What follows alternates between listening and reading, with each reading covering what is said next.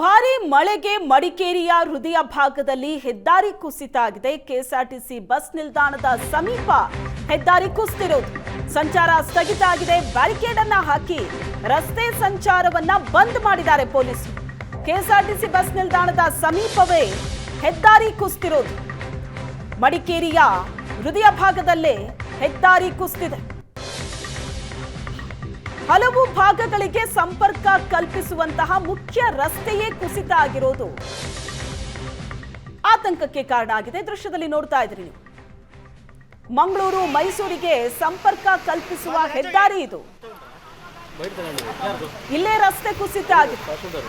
ಮಳೆ ಮತ್ತಷ್ಟು ಜಾಸ್ತಿ ಆದ್ರೆ ಸಂಪೂರ್ಣ ರಸ್ತೆಯೇ ಕುಸಿಯೋ ಆತಂಕ ಇದೆ. ಹೆದ್ದಾರಿಯನ್ನ ಬಂದ್ ಮಾಡಿ ಬದಲಿ ಮಾರ್ಗದಲ್ಲಿ ವಾಹನ ಸಂಚಾರಕ್ಕೆ ಅವಕಾಶ ಮಾಡಿದ್ದಾರೆ. ಕುಸಿತ ಇರೋ ಭಾಗಕ್ಕೆ ಟಾರ್ಪಾಲ್ ಅನ್ನ ಮುಚ್ಚಿದ್ದಾರೆ. ಆದ್ರೆ ಮಣ್ಣು ಕುಸಿತನೇ ಇದೆ. ಮಳೆ ಪ್ರಮಾಣ ಮತ್ತಷ್ಟು ಜಾಸ್ತಿ ಆದ್ರೆ ಮಣ್ಣು ಸಡಿಲಾಗಿ ಇನ್ನಷ್ಟು ಕುಸಿಯುತ್ತೆ. ಹಲವು ಭಾಗಗಳಿಗೆ ಸಂಪರ್ಕ ಕಲ್ಪಿಸುವಂತಹ ಮುಖ್ಯ ರಸ್ತೆಯಲ್ಲೇ ಮಣ್ಣು ಕುಸಿತ ಇರೋದು ದೃಶ್ಯದಲ್ಲಿ ನೋಡ್ತಾ ಇದ್ದೀವಿ.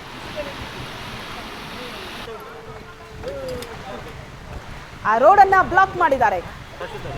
ಮಡಿಕೇರಿಯ ಹೃದಯ ಭಾಗದಲ್ಲೇ ಹೆದ್ದಾರಿ ಕುಸಿತಿರೋದು.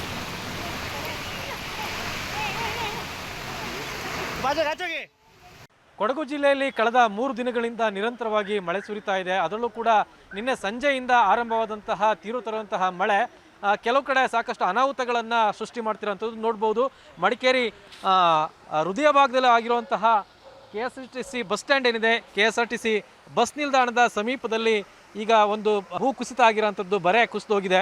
ಸೊ ಇದರಿಂದಾಗಿ ಈಗ ಸಂಚಾರ ಸಂಪೂರ್ಣ ಸ್ಥಗಿತ ಆಗ್ತಾ ಇದೆ. ಅಂದರೆ ಕೆಎಸ್ಆರ್ಟಿಸಿ ಬಸ್ ನಿಲ್ದಾಣದಿಂದ ಮುಖ್ಯವಾಗಿ ಹೋಗುವಂತಹ ಏನು ಕುಶಾಲನಗರ, ಮೈಸೂರು, ಹಾಗೆಯೇ ಮಂಗಳೂರು ಹೆದ್ದಾರಿಗೆ, ರಾಷ್ಟ್ರೀಯ ಹೆದ್ದಾರಿಗೆ ಸಂಪರ್ಕ ಕಲ್ಪಿಸುವಂತಹ ರಸ್ತೆ ಇದು. ಹಾಗೆಯೇ ನಗರದ ಬಹುತೇಕ ಭಾಗಗಳಿಗೆ ಸಂಪರ್ಕವನ್ನು ಕಲ್ಪಿಸುವಂತಹ ಹೃದಯ ಭಾಗದ ರಸ್ತೆ ಆಗಿರೋದ್ರಿಂದ ಈ ರಸ್ತೆ ಕುಸಿತಿರೋದ್ರಿಂದ ಈಗ ಸಂಚಾರಕ್ಕೆ ಸಂಪೂರ್ಣ ಅಡಚಣೆಯಾಗಿದೆ.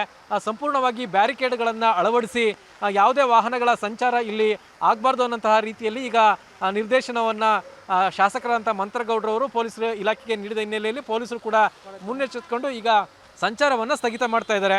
ಸೊ ಏನು ಸಂಪೂರ್ಣವಾಗಿ ಕುಸಿತೋಗಿದೆ ನೋಡ್ಬೋದು. ಬೆಳಗ್ಗೆಯಿಂದನೂ ಕೂಡ ನಿರಂತರವಾಗಿ ಕುಸಿತನೇ ಇದೆ. ಕಳೆದ ಮಳೆಗಾಲದ ಸಂದರ್ಭದಲ್ಲೂ ಕೂಡ ಇಲ್ಲೊಂದಷ್ಟು ಕುಸಿತೋಗಿದ್ದರಿಂದ ಹಿನ್ನೆಲೆಯಲ್ಲಿ ಇಲ್ಲಿ ನಮ್ಮ ಎಡಭಾಗ ಏನಿದೆ ಅಲ್ಲಿ ತಡೆಗೋಡೆಯನ್ನು ನಿರ್ಮಾಣ ಮಾಡಲಾಗ್ತಾ ಇತ್ತು.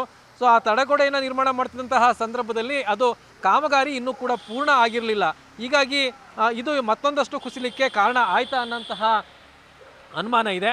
ಒಟ್ಟಿನಲ್ಲಿ ನಿನ್ನೆ ಸಂಜೆಯಿಂದ ಧಾರಾವಾರವಾಗಿ ಮಳೆ ಸುರಿತಿರೋಂಥದ್ದೇನಿದೆ ಅದು ಇಷ್ಟೆಲ್ಲ ಸಮಸ್ಯೆಗಳಾಗಲಿಕ್ಕೆ ಕಾರಣ ಆಗಿದೆ.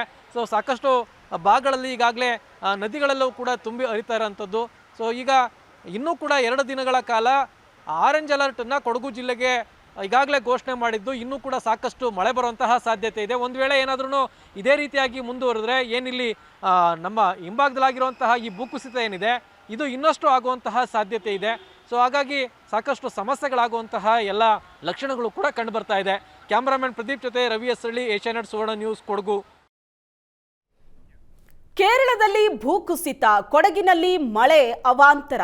ಜಲಪಾತದ ನೀರಿನ ಸೆಳೆತಕ್ಕೆ ಸಿಲುಕಿದ್ದ 2 ವಿದ್ಯಾರ್ಥಿಗಳ ರಕ್ಷಣೆ ಆಗಿದೆ. ಕೊಡಗಿನ ಮಲ್ಲಳ್ಳಿ ಜಲಪಾತದಲ್ಲಿ ಸಿಕ್ಕಾಕೊಂಡಿದ್ದ ಆಂಧ್ರ ಪ್ರದೇಶದ 2 ಜೀವ ಉಳಿಸಿಕೊಳ್ಳೋದಕ್ಕೆ ಬಂಡೆ ಹಿಡಿದು 1 ತಾಸು ಪರದಾಡಿದ್ದಾರೆ. ಆಂಧ್ರ ಮೂಲದ ಗಣೇಶ್ ನಾಯಕ್, ಸಂತೋಷ್ ಕುಮಾರ್ ಇಬ್ಬರನ್ನ ರಕ್ಷಣೆ ಮಾಡಲಾಗಿದೆ.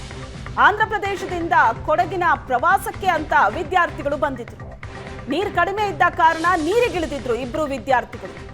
ವಿದ್ಯುತ್ ಉತ್ಪಾದನಾ ಘಟಕದಿಂದ ನೀರು ಹರಿಸಿರೋ ಹಿನ್ನೆಲೆ ಜಲಪಾತದಲ್ಲಿ ನೀರಿನ ಹರಿವು ಹೆಚ್ಚಾಗುತ್ತೆ.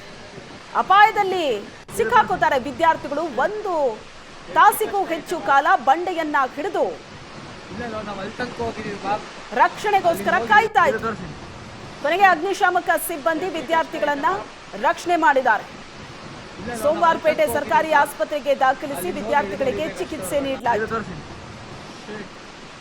ಆಂಧ್ರ ಪ್ರದೇಶದಿಂದ ಕೊಡಗಿಗೆ ಪ್ರವಾಸಕ್ಕೆ ಅಂತ ಬಂದಿದ್ದ ವಿದ್ಯಾರ್ಥಿಗಳು ಜಲಪಾತದಲ್ಲಿ ನೀರು ಕಡಿಮೆ ಇತ್ತು ಅಂತ ಇಳಿದಿದ್ದಾರೆ.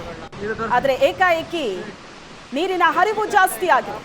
ಅಲ್ಲೇ ಬಂಡೆಯನ್ನ ಹಿಡಿದು ಒಂದು ತಾಸಿಗೂ ಹೆಚ್ಚು ಕಾಲ ಯಾರಾದ್ರೂ ರಕ್ಷಣೆಗೆ ಬರ್ತಾರಾ ಅಂತ ಕಾಯ್ತಾ ಇದ್ರು, ಜೀವ ಕೈಯಲ್ಲಿ ಹಿಡಿದು. ಕೊನೆಗೂ 2 ವಿದ್ಯಾರ್ಥಿಗಳನ್ನ ರಕ್ಷಣೆ ಮಾಡಿದ್ದಾರೆ ಸಿಬ್ಬಂದಿ. ನಾವು ಅಲ್ಲಿ ತನಕ ಹೋಗಿದ್ದೀವಿ ಬಾ, ಅಲ್ಲಿಂದ ಹೋಗಿ ಹಿಡಿದು ಹಿಡಿಬೇಕು ಅಷ್ಟೇ ಅವ್ರುಗಳನ್ನ. ಇದು ತೋರಿಸಿ.